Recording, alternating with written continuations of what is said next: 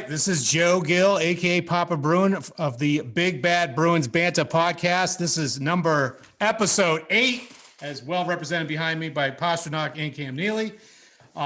We are on the Zoom, and you will be seeing this on YouTube as well as Anchor.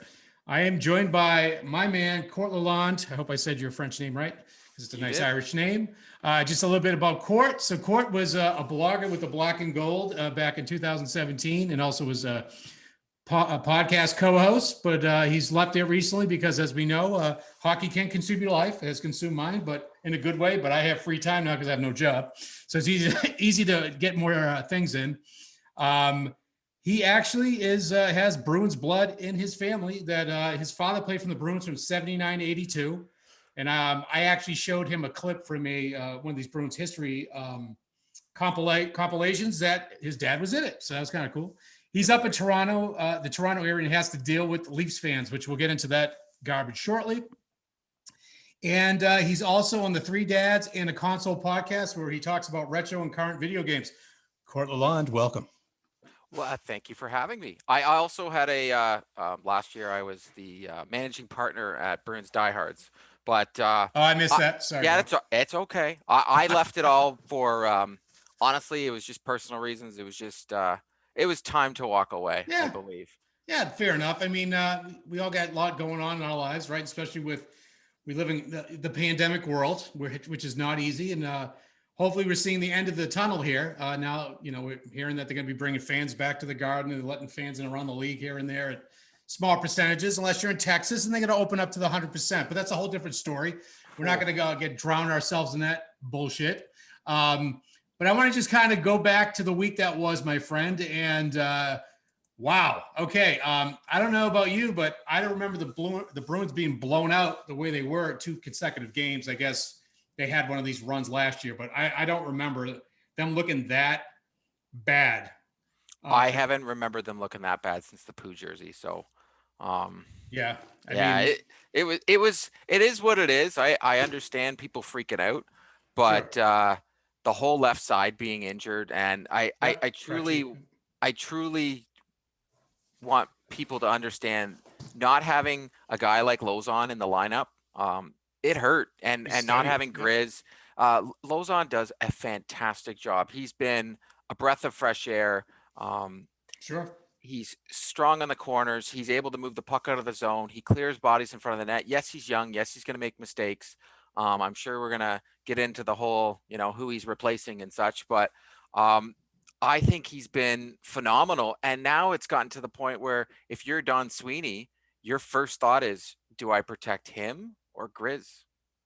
I know. Yep. Going with the Kraken as the Kraken's coming up. But as you said, Lauzon's playing really well. He was playing really well, one of the unsung heroes, if you will. I mean, there's been a lot of youth injected, as we know, with Chara going to the Caps, which I think points this season, we wish we had him after the way they looked against the Isles and the Rangers. But one guy that's been impressive to me, I would have to admit that I never thought in a million years I'd be saying this, is Zboril.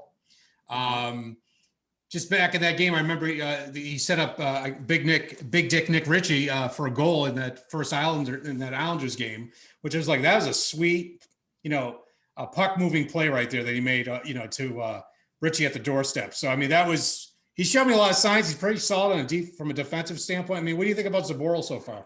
Well, Butch likes the defense to activate, and I think Zboril fits that mold. He's done a very good job. I haven't think he's been as good as Lauzon, but I do think if we go back to that draft, and I know, especially everybody talks about it, and I almost into the fact of nauseum, but Zboril was actually rated higher than Shabbat at the time.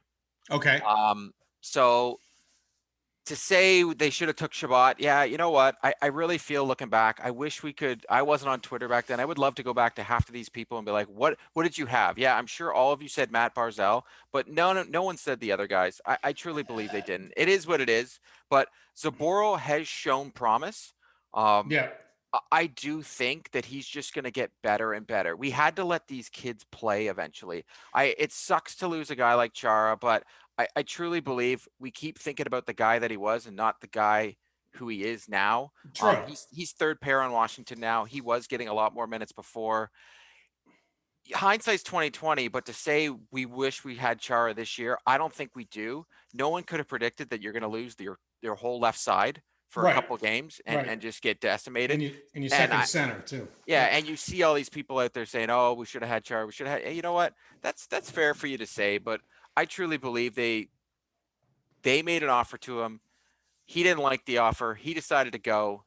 Um, he thought that the offer going to Washington and getting more play time. And when you look at the kids, he knew what these kids are. He knew who Right. Lozon is. He knew who Zboril was. So maybe he saw the writing on the wall that if he had to go to camp, these kids might beat him out. You know, we So all saw Lozon pop into the lineup last year and he played fantastic, right?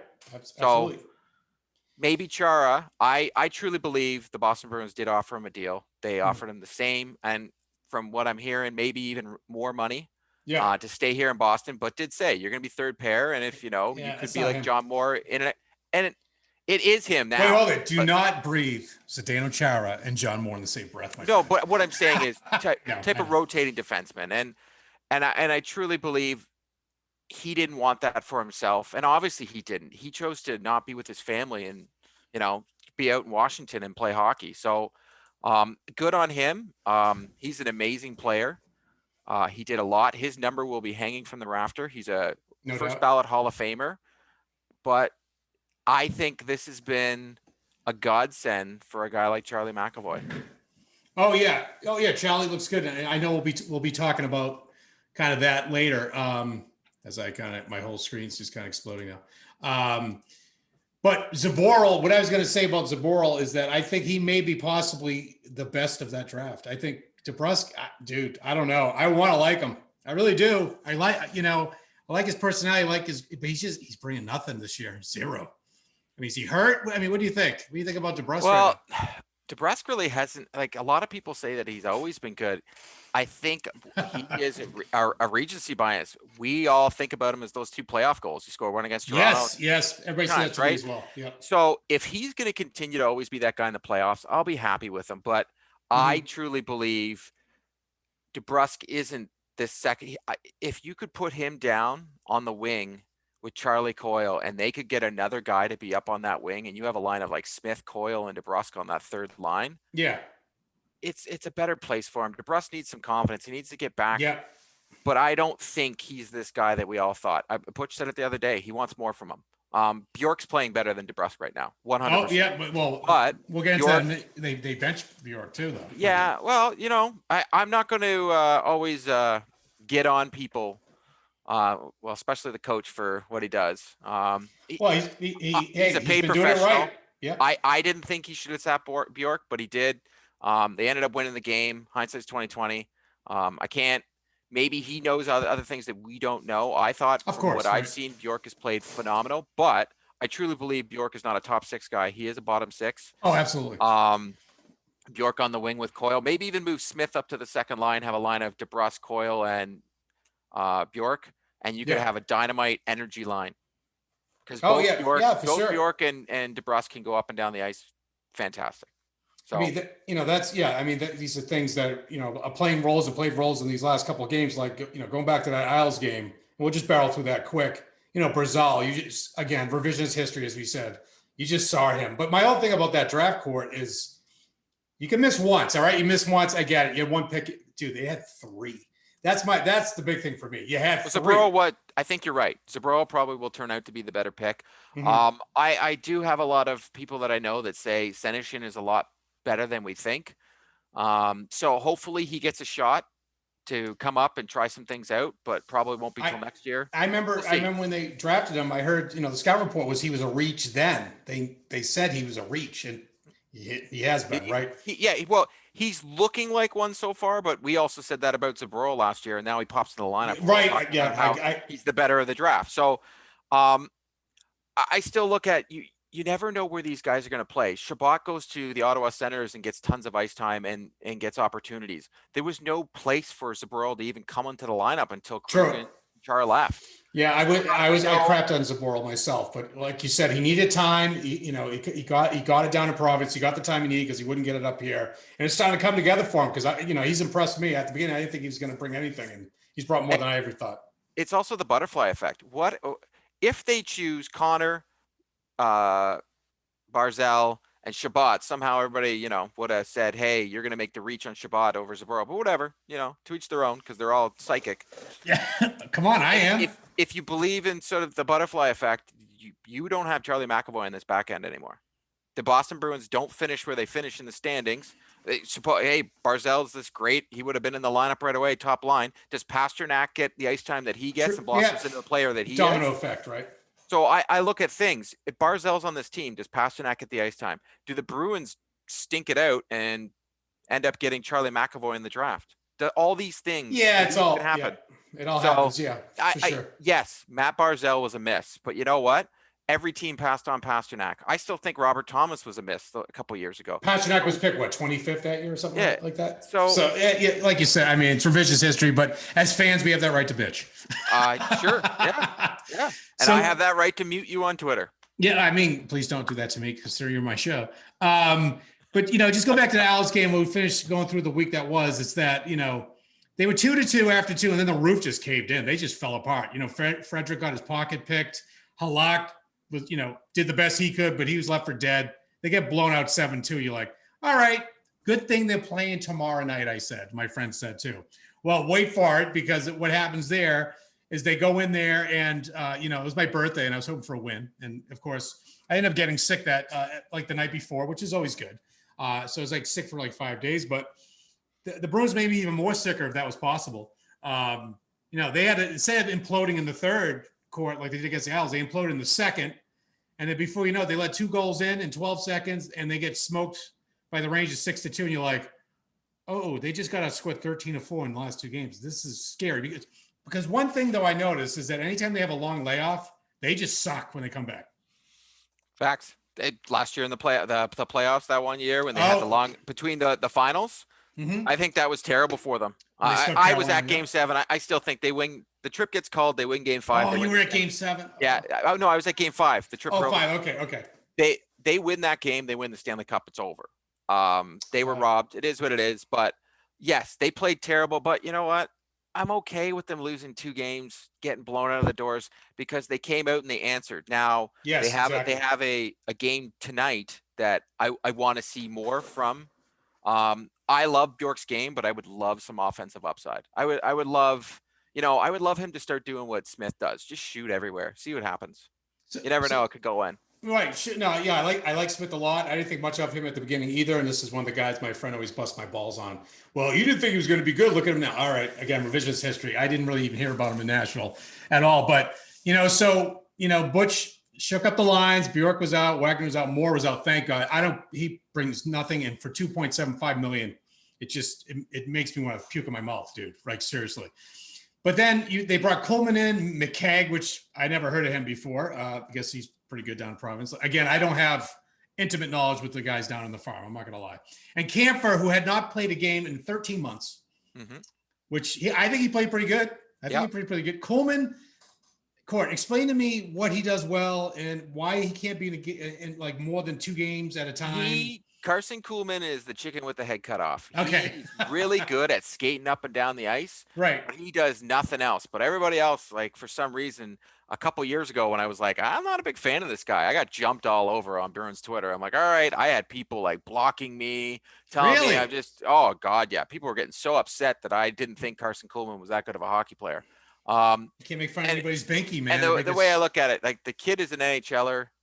He's a lot better than me. I just don't see it. I don't see him as a player that can make this roster. Right. And I don't think he'll be a Boston Bruin after this year. Yeah, I think his time with Boston is over. Oh, they tried him everywhere, right? I mean, he's just, the kid can skate like the wind, but he doesn't know what to do with that. He's just the road runner. He just keeps going, but he's got nowhere to go. He's like a toddler. Yeah. Seriously. He's like a toddler. He's like my 4-year-old. He can run around all over the place, but he has no clue what he's doing while he's doing it. But he can't get a job done. He's just running around. But what was good is that they answered that game. That was a dominant performance. They brought the physicality. Coyle got a couple goals. Frederick got a goal. McAvoy scored. 2 goals, looked a lot better in net. And I just like, all right, okay, we're better now, right? And what I did love about it too is, even though, again, I think it's a little bit quick to open up. I don't think we're out of this whole pandemic thing yet, but it was good to hear fans at MSG to hear the real oohs and ahs, not the fabricated shit, even though those people did a hell of a job with all the sound effects. But it was good to hear fans back in the building, and what's good for the Bruins is they have a very heavy home schedule towards the end, and there'll be fans in the building. But so what's your whole take about fans being back and things like that? Is it great or do you think we're taking things a little too quick? As long as the players like it, sure, it's their body, it's their risks that they're taking with these people in the arena. I understand the owner's perspective. They got to put fans in the stands. Yep. I don't agree with it, but that's just me up here in sheltered Great White North. I'm not a chance in the world. My dad would be immune compromised. I would never want to think that I'm the reason my father dude, I'm the same passes away. Yep. I lost 2 grandparents through this COVID. Oh, I'm sorry to hear that. I'm at the point where, I don't care what other people do as long as it doesn't affect my family. Exactly. That's my whole point too. I'm fine with it.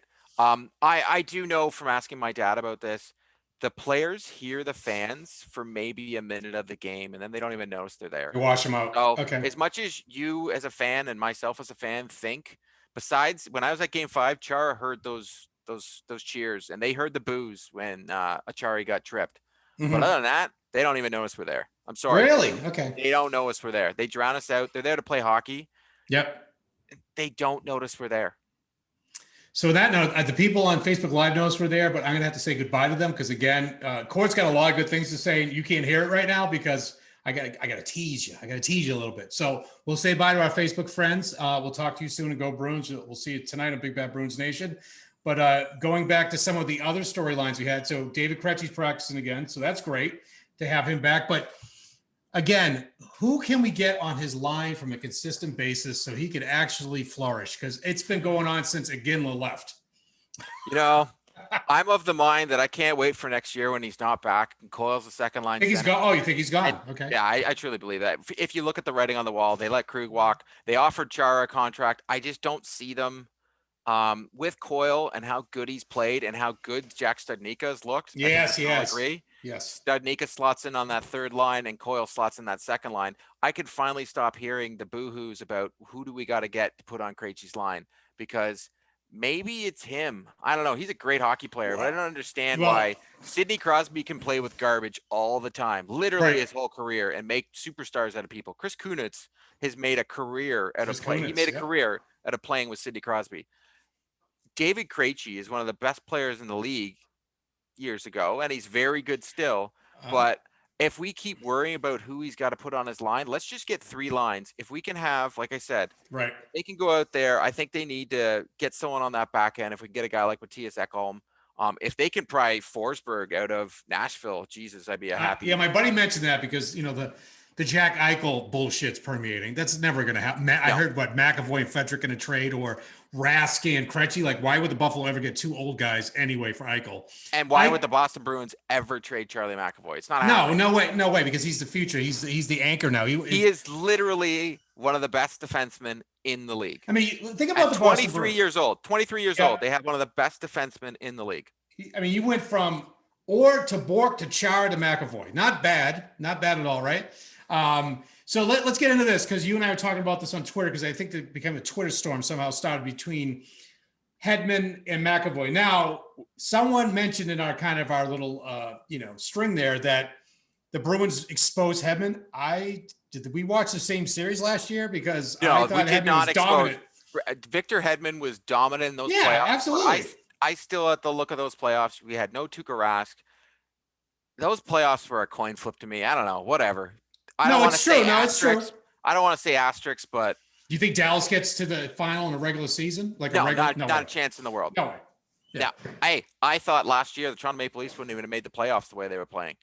And they didn't. They actually didn't. Because technically they didn't. Technically they didn't. We're gonna get to them, dude. Because well, then right, but I don't know if we're gonna get into this right now. If I'm a GM in the league, I guarantee you, looking at their ages, more GMs would want McAvoy on their back end than Victor Hedman right now. What's the age difference again? Charlie McAvoy's 23 and Victor Hedman is 30. Yeah, I think yeah. So yeah, I'd rather have McAvoy 23 than Hedman at 30 all day. I mean, That was my point of right now. I truly believe the way McAvoy is playing, he is playing on another level, and it's weird. And I'm not gonna dunk on Chara and say that it's because Chara's left, but I don't know. well, he's the man. He has to be the man now. It's got to be some correlation now that he no longer, because he usually played with Chara, and I truly felt when the Boston Bruins played the Tampa Bay Lightning, Zdeno Chara was one of our worst defensemen, right up there with Toy Krug. They both looked terrible against the Lightning. The Lightning exposed them. Anybody that went wide, they beat them every time. His lateral movement just wasn't there, and I do think the long layoff for him, a guy like him, they need to, at their age, they need to be playing all the time. Any breaks, it's just not good for their body. Their body shuts down. Right. It happens to all of them. They're not as young as they used to be. No, not at all.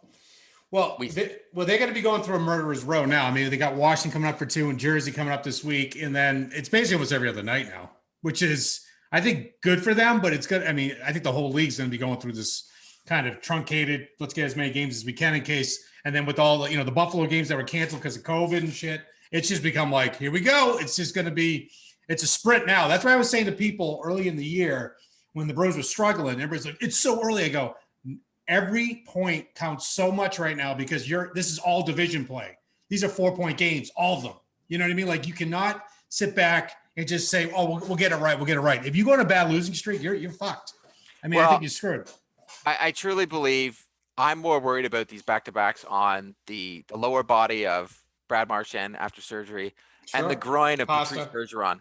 Yeah, I'm worried about the top line getting hurt again. Like it just seems the Boston Bruins for the last 10 years have been the most injury-prone hockey club I've ever seen in my life. Oh my God, dude. Oh God, it's true. Like people were like, oh, injuries. No one's predicting these young 20-year-olds getting injured like Lauzon and Zboril. You don't predict those guys. You predict guys like Chara and older guys. Moore. Those are the guys you predict getting injured. So, I love all the tinfoil hats of, oh, we should have kept Chara and all that. Like the amount of tweets of, oh, we should have kept this guy, or oh, we can't have enough defense, blah, blah, blah. John Moore's played well. I know you don't like him. I don't care how much money he makes. Yeah.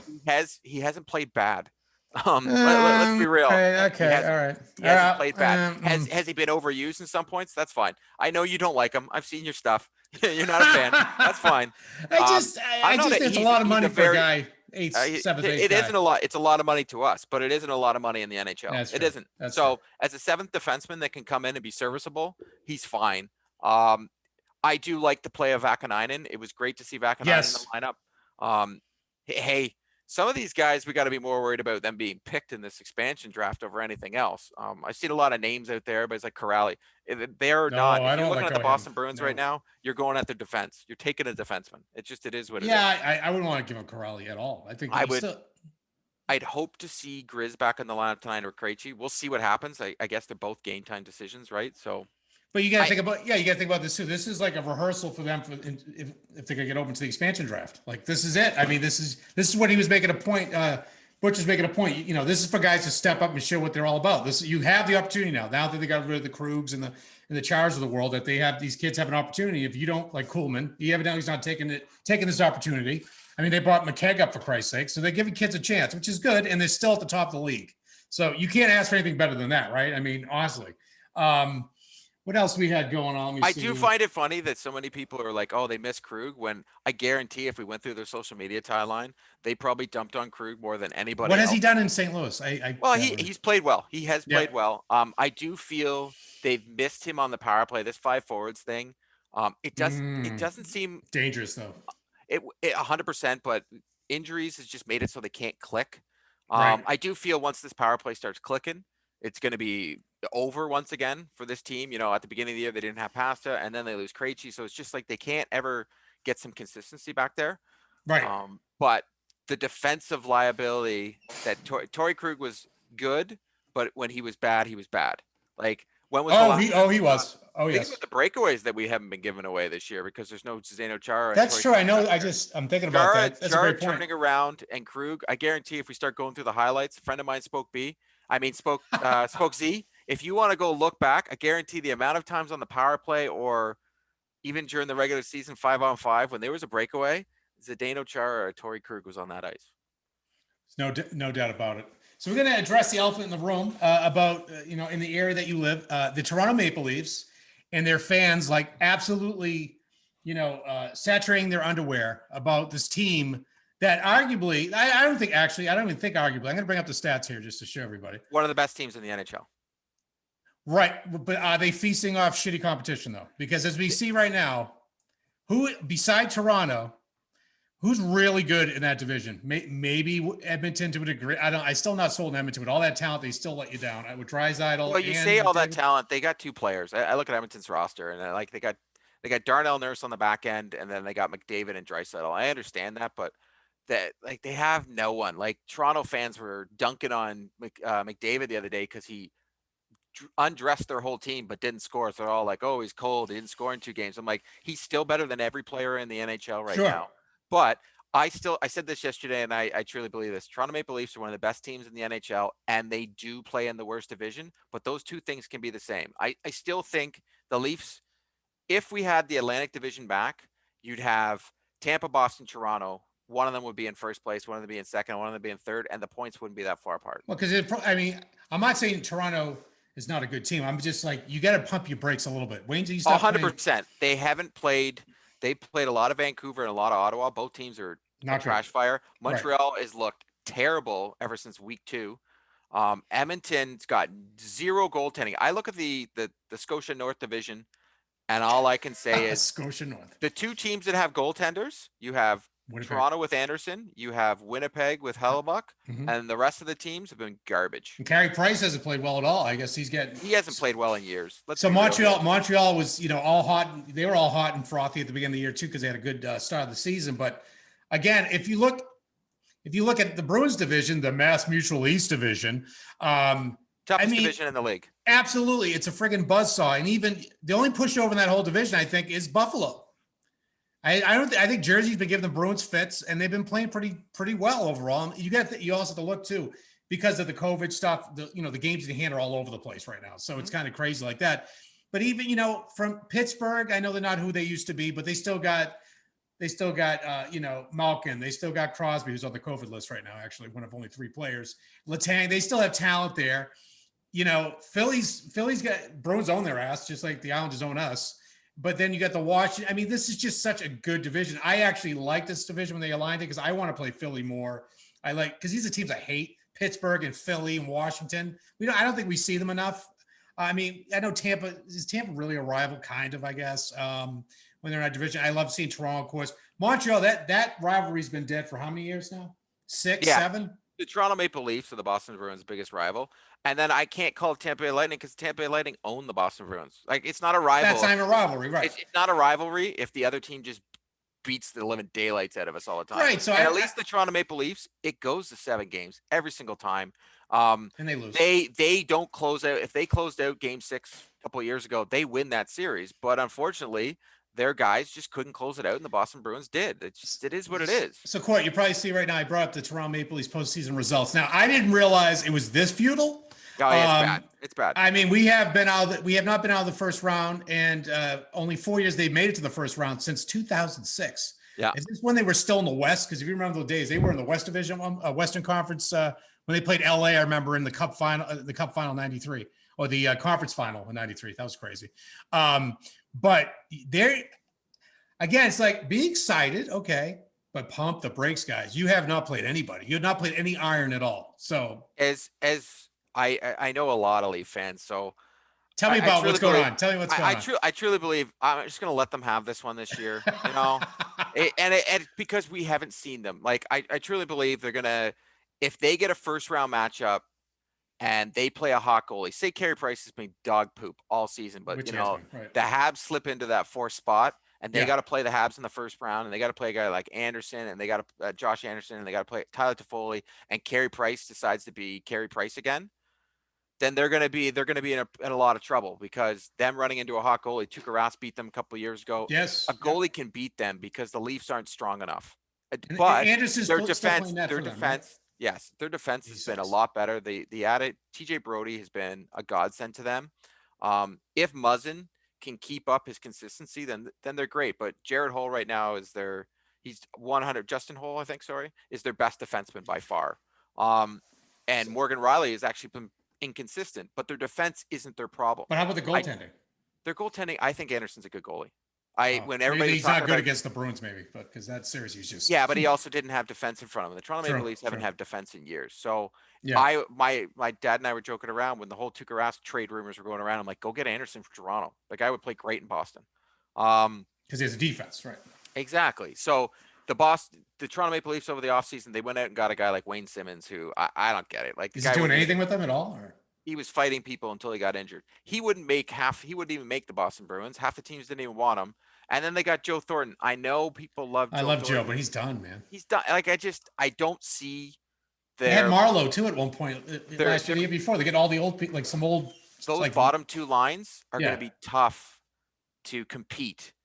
But their top two lines are one of the best in the league. Like Austin Oh, Matthews. sure. one of the best Marner, players. they loaded. Right. As much as I think Austin Matthews off the ice is a complete scumbag, on the ice, the guy's amazing. He has a good porn mustache now. But hey, Leaf fans will give him a pass all day long, but they'll vilify any player off the ice, or they'll get mad at Brad Marchand licking someone. But hey, Austin Matthews, he's a garbage truck on fire off the ice with women. But hey, nobody. Oh, really? I haven't really heard much. So what? What are you talking about? The guy literally had to pay a girl off. He is very good at court cases. Like, this guy's a piece of shit. Oh, he's scum. Oh, God. But an amazing hockey player. He's like Patty Kane. Patty Kane's a piece of shit. Good for him, man. I'm happy he's having a great year. I'm a big, if I had to pick, and I'll ask you this question too, if you had to pick a team, if the Boston Bruins did not exist, what team would you pick? And for me, it'd be the Chicago Blackhawks. Vancouver Canucks. Really? Okay, I'll go with Chicago. I'll explain me. Well, my dad played for the Canucks. Well, of course. Yeah. I don't have a father that played hockey. Yeah. So like the Blackhawks, original six, when I went to go out to a Bruins Blackhawks game back in 2009, and I'll tell you right now, even though the stadium's in a scary area, the people are so friggin' nice, and they're, because it's a really blue collar city like Boston is. So we get, I think we get along pretty well. And they were so into the team, and there was a point they weren't, let's be honest, between probably the 90s and probably the early 2000s. They didn't give a shit about them because the Bulls were there and they were winning and so forth. But I just, the national anthem, the vibe, it's a hockey city now again, right? And, Taze and Kane and Seabrook and Keith. I mean, they had Hossa when they had one of those cups. I mean, that was a likable team. And that's really why we lost to them in 13, because they were better. Yeah. Than we 100%. were. Hey, the Bruins choked. No, the Blackhawks were just a better team. All right, we're going to go down this road quickly because I have to ask you this too, with the Tuukka haters and the Tuukka lovers, or the Tuukka like rational people, which I try to be because I call him out when he sucks. So tell me about these are the people, because I've been asking Tuukka haters to come on, no one comes on because they're just scared shitless. I don't know. So tell me about 2010, 13, and 19. Can you really blame Tuukka Rask for those three losses? No. He literally was the guy that got the Boston Bruins to the Stanley Cup Finals a couple of years ago. Absolutely. And against the Chicago Blackhawks. Absolutely. Tuukka Rask is one of the best goalies in the league. And it's kind of funny living out here in the GTA in Toronto. They make fun of Bruins fans for this all the time. Like the media out here, the LA Freedmans of the world, they always think it's hilarious how much the fan base in Boston, I should preface this with almost 50%, I'd say, are giant idiots. Yes. Tuukka Rask is terrible. Oh, He's I love not this. terrible. He's one of the best goalies in the league. He is. And I think they learned something when Halak, who when he signed, said, I don't want to be the starter. It's perfect being the backup. And then when he had to be the starter, he became inconsistent. He's shown this over his career, but you had all these people throwing these advanced stats out. And I'm like, yes, but these are all times when he started when he's not the starter. Like no, dude, they have one of the best tandems in the league. Yes. And Tuukka Rask at his age does need to make rest. And thank God we have a guy like Halak that can step in and win some hockey games. So Tuukka Rask does not get vilified and put up on the cross if Tim Thomas does not win the cup. That's 100%. And Tim Thomas, if doesn't win the cup, he doesn't go down as one of being the best goalies. If you put numbers against numbers, Tuukka Rask numbers destroy his numbers all day. He had one epic season, and not even a season. He had one epic playoff run. Epic. He had a playoff run for the ages where he stood on his head and won a Stanley Cup. Yes, for the team. Yes, hot goalie can win that. Like Dryden beat the Bruins that year when they were really good in the 70s. Carey Price beat us in 2014. Right. The Boston Bruins were the better team against the Montreal Canadiens, but Carey Price stood on his head. That's when we had a Ginland. We were loaded. We were a loaded squad. They won the President's. Yes, absolutely. This is one of the few. This is one of the sports where an individual player can change a series. I mean, change a And playoff run. when Tuukka Rask left the bubble last year, and I would have done the exact same thing. Absolutely. If you had kids, I have who a gave kid. shit. I Yep. wouldn't even think twice. And the people that think he's garbage for it, I know they all have egg all over their face and they look like idiots, but they won't come out and say anything. No, But, they still. Oh, no. And the thing is, like, I guess I've muted so many people. It's just you're a muter. But the thing with Rask is too is like, I didn't want, like, there was rumors of him like saying he kind of lost the fire, he didn't want to play anymore. Like, so my only thing is he went up there and didn't want to play anymore. Then that's kind of on him. He shouldn't have. But I said, let it play out. If someone was sick in his family, then yes, of course you're going home. Because what I did is I judged Tim Thomas when he went off the reservation, and it turns out he was having concussion issues and he was dealing with all that shit in his head. And you feel like a fucking piece of garbage the way because I was a big Thomas fan, but I'm like, how could you sell out in your team? How could you leave your team like that? How could you just be ranting all this shit on social? Well, that was 10 years, 11 years, 8-9 years ago. Look at the people on social now. That was mild with the Chick-fil-A shit and all that. He did nothing compared to what they do nowadays. Oh my God. But again, I just think Tuukka Rask had, that series in 2013 against Pittsburgh and the Rangers, he dominated them. And Pittsburgh was 8 years younger, way better than they are now. And he just, 2 goals in 4 games? I mean, he dominated the Leafs every time. Yeah, absolutely. So again, I think, why don't we just there's enough division in this fucking world. Can we at least be on the same team when we like the same team? Like, are you kidding me? I've had people, one more second, I had people say, you basically suck his dick. And, are you shitting me? Like, are you really saying this to me? I mean, people are just so vile, dude. Even like hockey, it's like and you like the same team, man. They have their narrative and they're never going to lose it. They're going to say he can't win big games, which is the dumbest thing I've ever heard. So that's already thrown out the window. Then they say he's got the weak glove, and that doesn't make any sense. And then they got all uppity about him leaving the bubble last year. And then it turned out, his daughter was taken to the hospital, and when he left, if you guys understand, he would have had to have a 2-week quarantine even to come back. Guess what? The Boston Bruins were already out. They were already out of the playoffs. I still feel the day he hopped on that plane, they were out of the playoffs. It was over. And now knowing how hurt Brad Marchand was and how hurt Pasternak was, it didn't matter. It was over. They were Tampa's better than they were. 100%. Tampa beat them without Kucherov. And I think I think it's hilarious how many people need to realize sometimes that team you cheer for, the other team is just better. Yeah, I know. Yes, thank you. But but anyway. Like tonight, they were going to play Washington. Washington. It's a very good matchup. Very good matchup. Absolutely. It's a coin toss. It's a coin toss on who's the better club right now because they're both playing inconsistent hockey. But people think teams are going to go 82-0 or 56-0. I mean, it doesn't happen. You're going to have bad nights. When I see 5 or 6 or 7 games strung together, I get nervous. Okay, you get that many, you see stuff like something's going wrong. They lost 6 in a row, 7 in a row. But if they lose a couple games, don't get too scared. But all right, Jack Edwards said in Toronto on Sportsnet during the playoffs that one year, Boston for fan base in sports is the most spoiled fan base in all of North America. Absolutely, and totally agree with you. If you were a Patriots fan this year, when they actually came back to earth because they were playing in galactic levels for 20 plus years, and they were 7-9, people losing their fucking. I'm like, I have nothing to complain about. I saw 9 trips to Super Bowl, 6 championships. Granted, seeing Brady win again was not easy for me. I'm not gonna lie. It's like the girlfriend that you broke up with is now what your best friend. But yeah, we had a great run. Shit. When Chara left and Brady left, it's over now. These are the pillars, are gone. But hey, I'm going to ask you, I don't know how much time you got, but if you want to join me for the Ask Papa Bruin segment where I get questions from the fans, you're more than welcome. I got 15 minutes. All right, let's do it. I got a lot of questions, brother. Here we go. So what I do too, this is how it works. I pick the best question. They win a Big Bad Bruins Nation t-shirt, which I need to get you one at one point. We'll get you one for being a guest. So we'll talk offline. But here's some of the questions. And some of the people get really, really your shit. Super know your shit. So I might have to fall on you a little bit. So here we go. Mike Capson, I hope I said your name right. If you could undo, here we go. This is good for you. If you could undo one Bruins trade, which one would you? He said his would be the Nash deal. Now, I'll throw it to you in a second. But when I look at that deal, I see Lindgren playing for the Rangers, and I'm like, he looks like a good defenseman. So what do you think? Lindgren wouldn't even make the roster. You don't think so? No, not a chance. Wow. Okay. Well, his play is Kevin Miller. We already had Kevin Miller. Well, he's probably gone forever. But it seems there's more to Ryan Lindgren than we can think because ever since he got traded, every single time the Bruins play him, everybody goes after him like nobody's business. So maybe he was just an asshole, you know? Oh, really? Yeah, it's true. You're right. I don't know. I look at it this way, but the Nash trade, if Nash doesn't get a concussion, I was at that game. If you remember when I came to Boston and it was right after the trade, Yes. he lit up. He got 4 goals. He got the hat trick or whatever. Nash doesn't get hurt. Everybody just shuts up. Like, I just don't get it. The guy Well, I think the Bruins just have some shitty luck too. I mean, I think they have shitty luck. That's part of it too.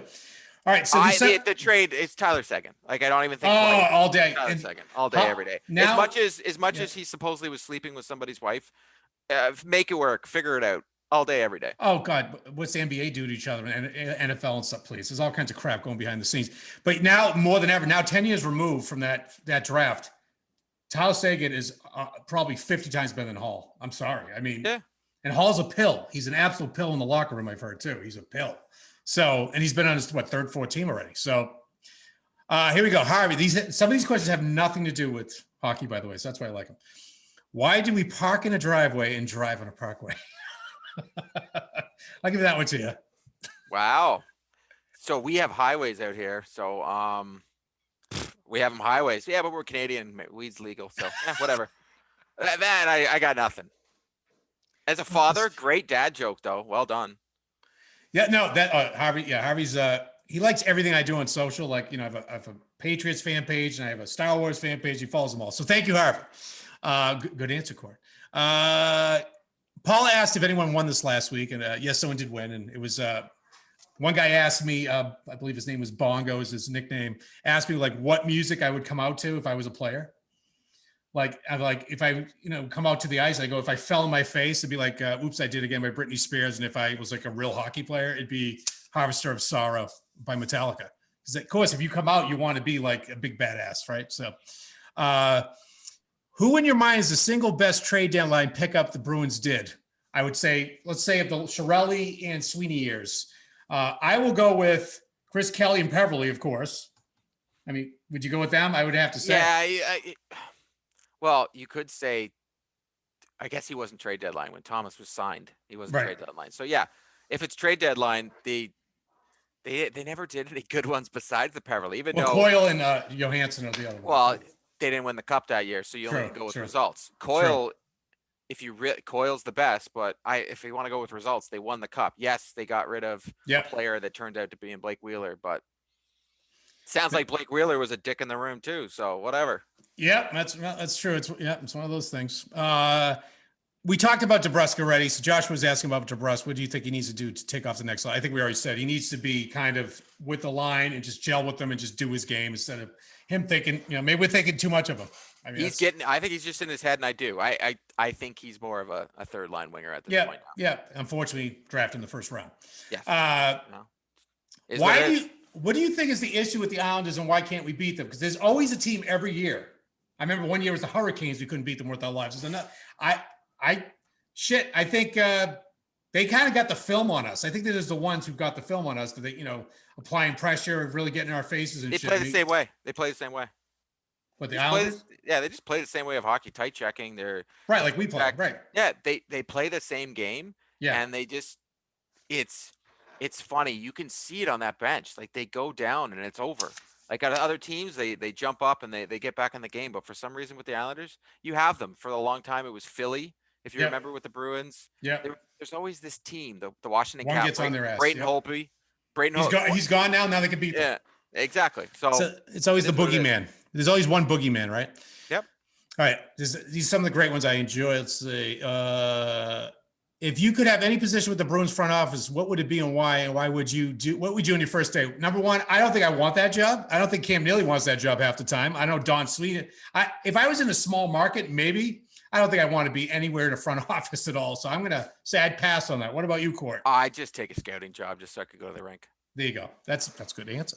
All right, here we go. We got another one. It's a great one here. What was your first concert and what was your favorite concert you ever seen live? Okay, well, the first answer is going to be easier than the second, of course.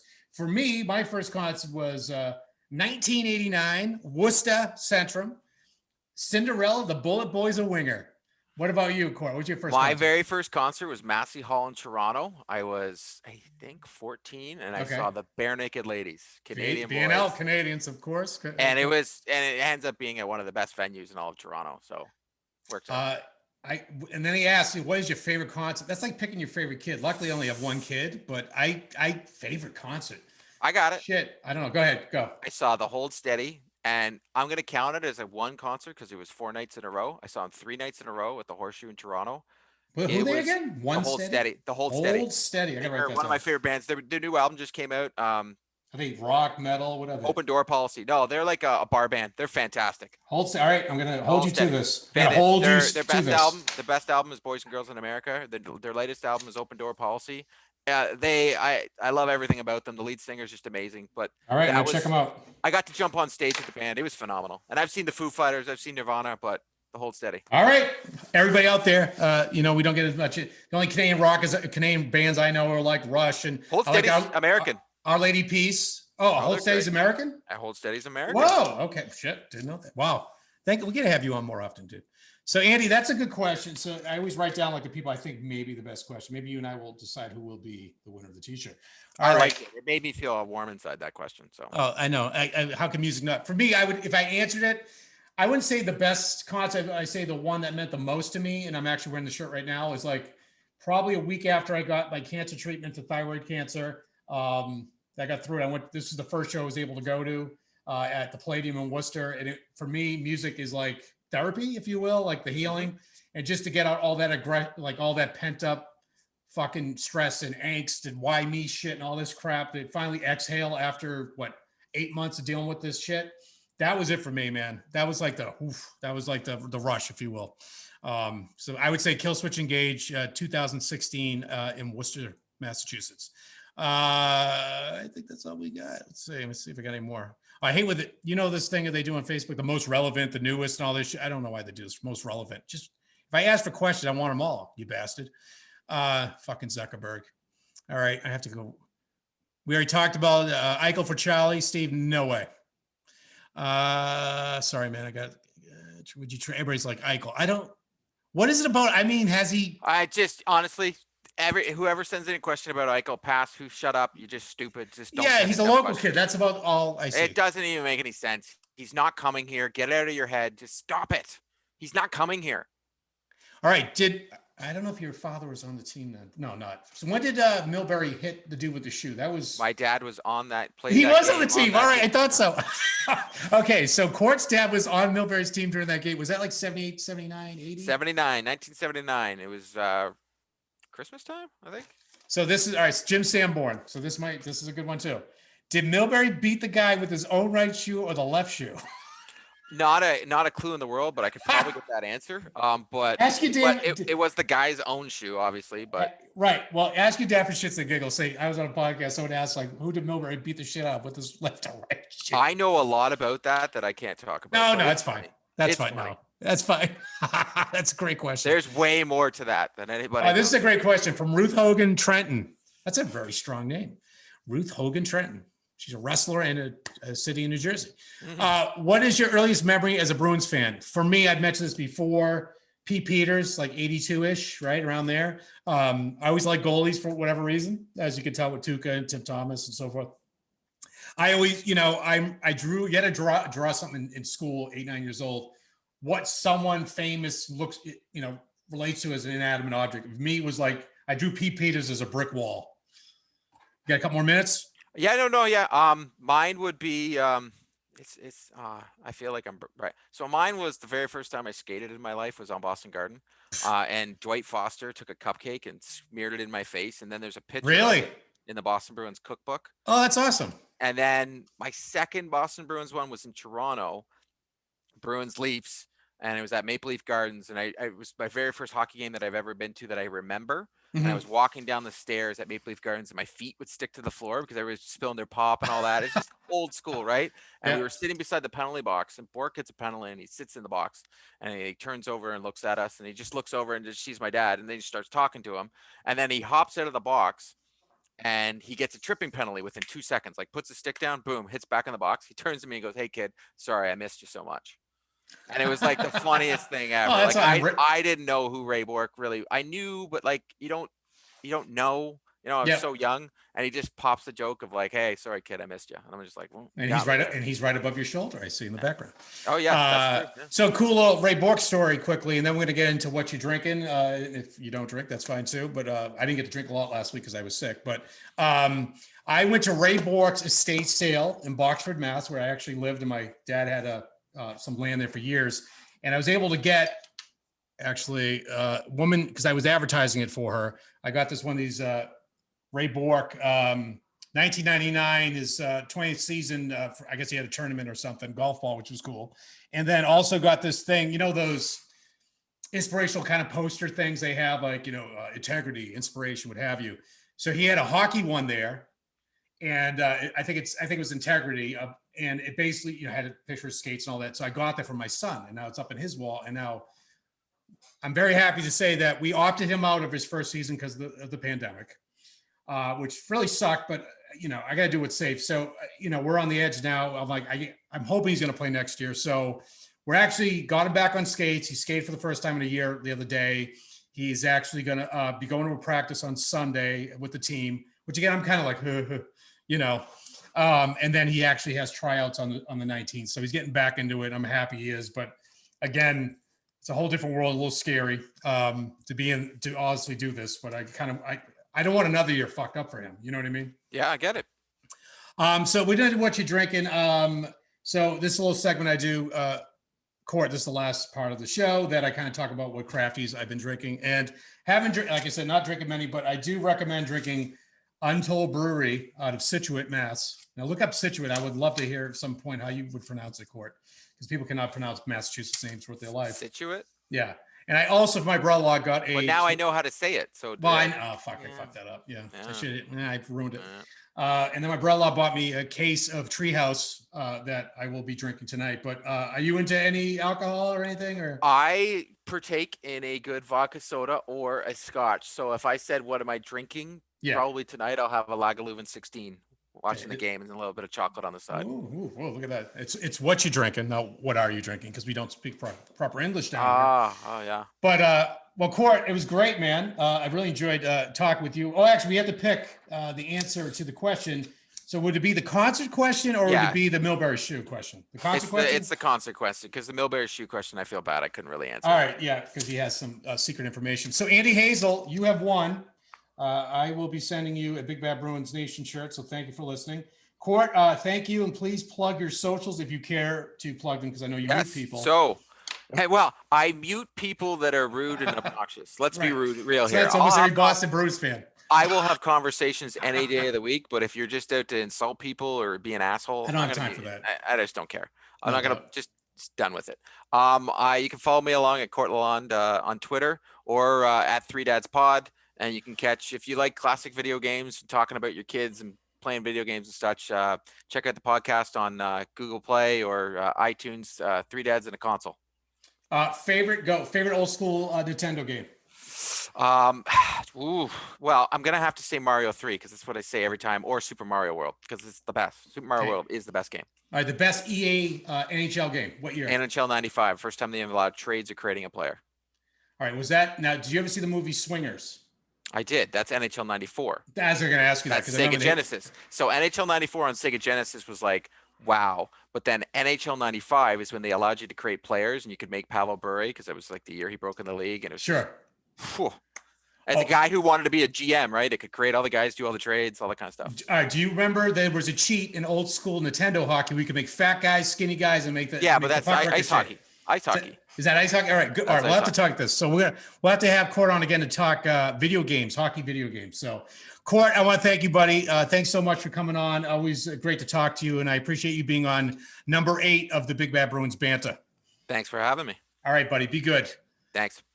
So, again, I want to thank everybody for following me on the Big Bad Bruins Bantah podcast, which you can find on Anchor, Spotify, Apple, and all the other podcast platforms never heard about before. Also on YouTube at Big Bad Bruins Nation, on Twitter machine at Big Bad Bruins 88, and also Instagram now on Big Bad Bruins Nation as well. And thank you all for purchasing Big Bad Bruins Nation gear from our shop. So I want to thank you all. Be good, be safe, and go Bees.